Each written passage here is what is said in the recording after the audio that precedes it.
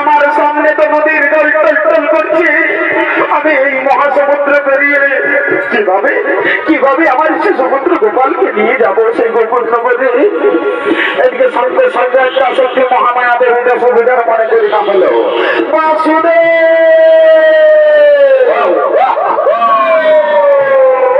তুমি চিন্তা করে আমি একটা সত্যি মহামায়া আমি শ্রীকালের রূপ ধারণ করে তোমার সামনে সামনে যাচ্ছি। তুমি আমার লেজ ধরে অনাসা নদী পারাপার হয়ে যাও। মা মহামায়ের নির্দেশ অনুযায়ী সেই শ্রীকালের লেজ ধরে অনাসে নদী পারাপার হতে শুরু করলে